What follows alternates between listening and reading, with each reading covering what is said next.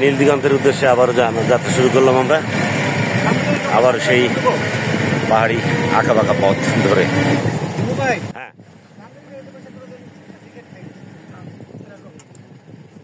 নীলগিরি এখন থেকে 13 kilometre, Thanchi 46 kilometre.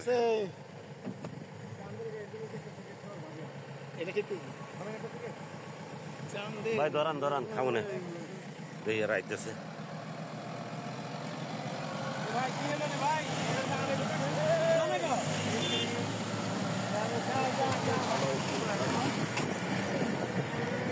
আমাদের সব কটা গাড়ি ছেড়ে গেল, সামনে 3টা গাড়ি ছেড়ে গেছে, আমরা সবার পিছনে গাড়িতে।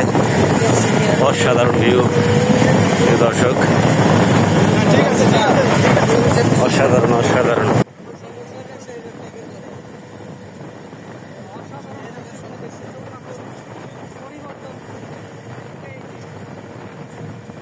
আকাশে মেঘ জমছে, বৃষ্টি আসতে পারে। আসলে বৃষ্টি আসলে কিছুটা ঝুঁকিপূর্ণ হয়ে পড়বে আমাদের যাত্রা।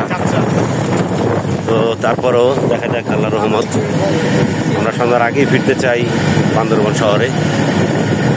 সকালের আবহাওয়া চমৎকার ছিল, অনেক রোদ ছিল, তাতে মনে হচ্ছিল না যে বৃষ্টি আসবে। কিন্তু পাহাড়ের কথা বলাই যায় না, যে কোনো সময় হঠাৎ করেই আসলে পাহাড়ে বৃষ্টি চলে আসে।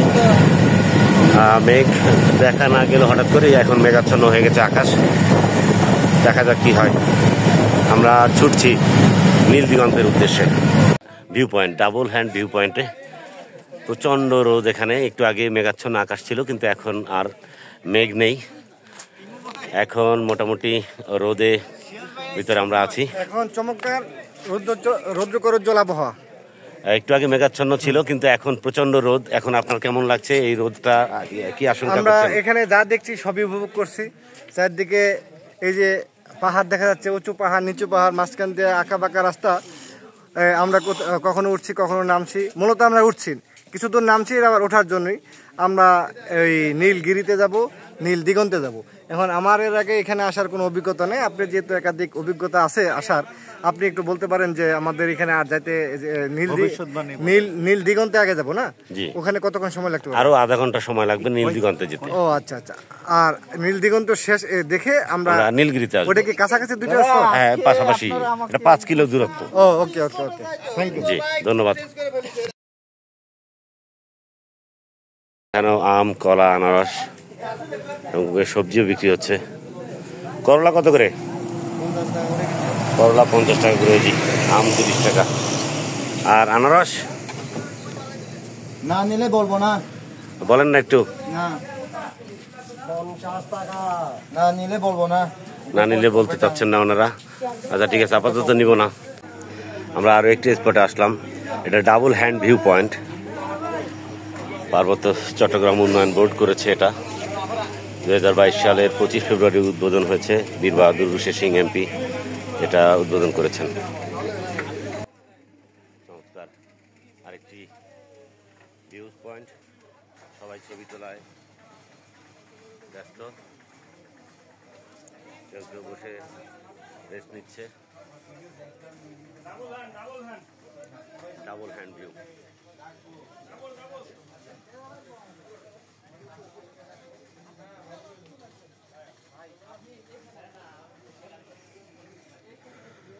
চাঁদের গাড়িতে বসা আমরা, সবাই কাপাকাপি করতেছে।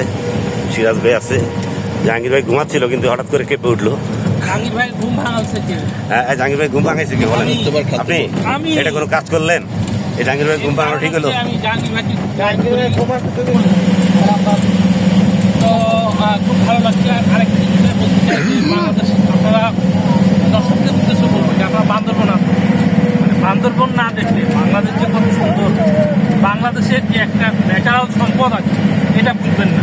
বান্দরবন একটা সমৃদ্ধি বান্দরবন, এবং এই বান্দরবনকে আমরা ধরে রাখবো, বান্দরবনকে আমরা ভালোবাসবো।